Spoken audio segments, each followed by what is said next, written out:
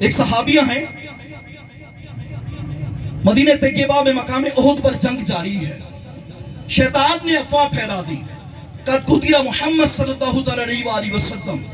آقا علیہ السلام دنیا سے چلے گئے، تشریف لے گئے، شہید ہو چکے۔ اب چونکہ افواہ تھی، غلط تھی، جھوٹی تھی، شیطان نے پھیلائی تھی، ایک صحابیہ تھی، چار دیواری کے اندر بیٹھی ہے، کسی نے خبر ان کے کان تک پہنچا دی کہ آقا علیہ السلام و تسلیم معاذ اللہ اس دنیا سے چلے گئے ہیں، شیطان نے خبر پھیلا دی ہے۔ وہ پاک دامنہ، وہ عفیفہ، وہ طیبہ، وہ طاہرہ، وہ صحابیہ انصاریہ اسی وقت دوپٹہ لیتی ہیں، مدینے کی گلیوں سے ہوتی ہوتی مقام احد تک چلی جاتی ہے، جنگ جاری ہے، راستے میں کچھ لوگ ملتے ہیں، کہتے ہیں اے آپ جو جا رہی ہیں، ہم نے میدان کے اندر آپ کے بھائی کو شہید دیکھا ہے، کہتی ہے کوئی پرواہ نہیں ہے، آگے جاتی ہے، ایک اور صحابی ملتے ہیں، کہتے ہیں آپ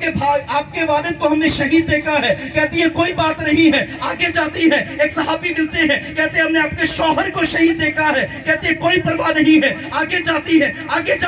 ہر کسی سے یہ پوچھتی ہے میرے آقا علیہ السلام کیسے ہیں یہ بتاؤ، شیطان نے خبر پھیلا دی تھی، شہید ہو چکے ہیں۔ اب جب قریب جاتی ہے، میدان جنگ کا گھمسان کا جنگ جاری ہے، اس وقت صحابہ لڑ رہے ہیں، دشمن بھی ہیں، جب دور سے دیکھا میرے اور آپ کے آقا علیہ السلام ایک اونچے ٹیلے پر موجود ہیں، جہاں نثار پروانوں کی طرح دائیں بائیں کھڑے ہیں کہ آقا پر کوئی بھی تیر نہ آئے، جانیں قربان کر رہے ہیں۔ یہ جاتی ہے، سرکار کے دامن سے پکڑ کر کہتی ہے یا رسول اللہ آپ سلامت ہیں، تو کیا بھائی، کیا باپ، کیا بیٹا، کیا شوہر، آپ کے قدموں پہ سب کو قربان کر دیا۔